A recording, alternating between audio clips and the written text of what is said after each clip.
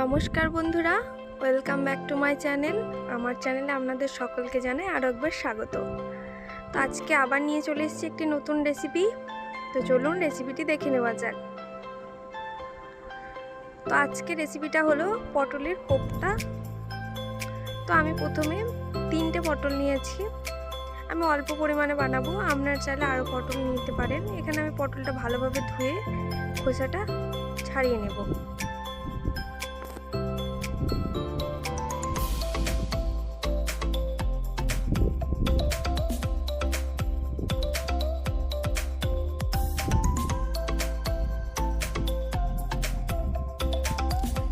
দেখুন বন্ধুরা, আমার পটলটি ছাড়ানো হয়ে গেছে। এবার আমি ভালোভাবে জল দিয়ে ধুয়ে নেব।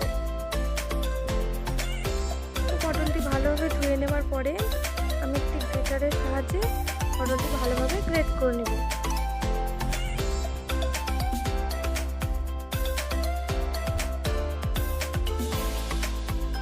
এখানে পটলটি গ্রেট করার সময় বিচুনগুলো বাদ দিয়ে দেবেন।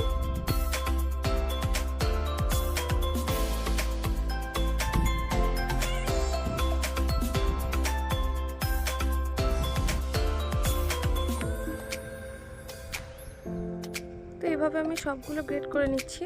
তো আমার এখানে সবগুলো গ্রেড করা হয়ে গেছে।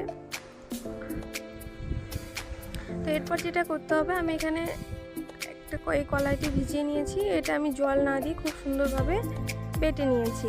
তো আপনারা চাইলে আলাদা কলাইও ইউজ করতে পারেন। তো তারপর আমি এটা বানানোর জন্য প্রথমে আমি পেঁয়াজ কুচি আর লঙ্কা কুচি দিয়ে দিচ্ছি। তারপর দিয়ে দিলাম হলুদ গুঁড়ো, লঙ্কার গুঁড়ো আর বেটে রাখা কলাইটা। আর এখানে আমি দিয়ে দিচ্ছি পরিমাণ মতো 2 চামচ বেসন।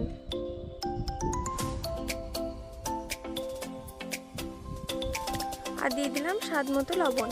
তো এটা খুব আলতোভাবে হাতে মেখে নিতে হবে। তো দেখুন, এটা খুব সুন্দরভাবে মেখে নিয়েছি। এরপর আমি একটা কড়াইয়ে তেল গরম করে নেব আর এই বড়াগুলো খুব সুন্দর করে ভেজে নেব। বড়া বা কোপ্তা যাই বলুন, এরকমভাবে আমি ভেজে নিচ্ছি। আপনারা চাইলে গোল শেপ করেও ভেজে নিতে পারেন।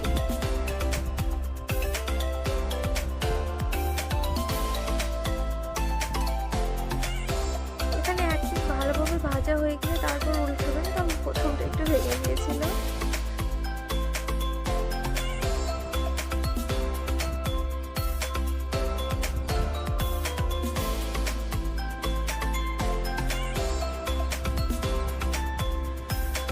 আমার এখানে কোপ্তাগুলো খুব সুন্দরভাবে ভেজে নিয়েছি। এবার আমি এগুলো তুলে নেব।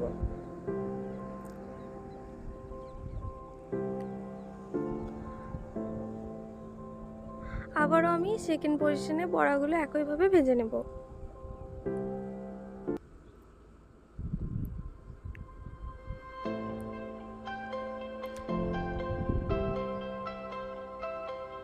তো দেখুন বন্ধুরা, আমার সবগুলো খুব সুন্দরভাবে ভাজা হয়ে গেছে।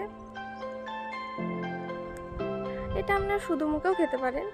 তো তারপর আমি একটা মশলা বানিয়ে নিচ্ছি। এখানে দিয়েছি পরিমাণ মতো রসুন, 2টা মিডিয়াম সাইজের পেঁয়াজ, 2টো লঙ্কা আর ধনে আর জিরে গোটা। তো এখানে মশলাটা আমার হয়ে গেছে। তারপরে ভাজা তেলে ফোড়ন হিসেবে দিচ্ছি কালো জিরে আর একটা কাঁচা লঙ্কা। তারপর দিয়ে দিচ্ছি বেটে রাখা মশলাটা।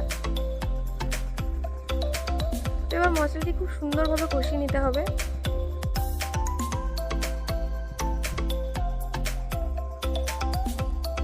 দিয়ে দিচ্ছি হলুদ গুঁড়ো, লঙ্কার গুঁড়ো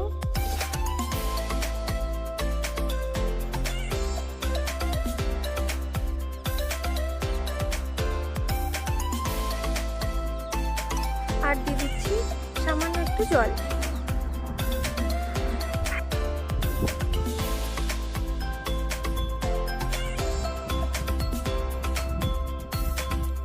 আর এখানে আমি দিয়ে দিচ্ছি একটা ছোট্ট প্যাকেটের কিচেন সস।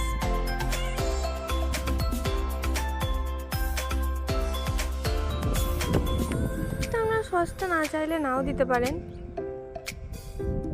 তো এরপর আমি সামান্য একটু জল দিয়েছিলাম। তো মশলাটি ভালোভাবে কষিয়ে নেওয়ার পর আমি কোপ্তাগুলো দিয়ে দেব।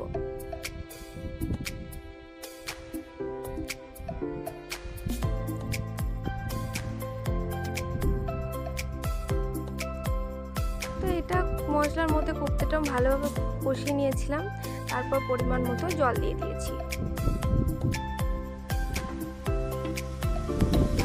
এরপর আমি অ্যাড করছি পরিমাণ মতো লবণ, স্বাদ মতো চিনি। আমি খুব একটা গ্রেভিটা মারবো না, কারণ এটা টেনে নেবে। দেখুন আমার রান্নাটা পুরোপুরি কমপ্লিট হয়ে গেছে।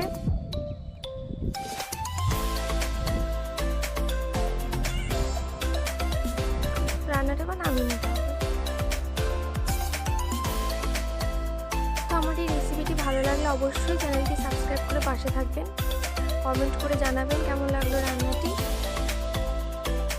ততক্ষণে আপনাদের সাথে দেখা হচ্ছে আবার কোনো একটি নতুন রেসিপির সাথে। ততক্ষণে আপনারা সুস্থ থাকুন, ভালো থাকুন। ধন্যবাদ।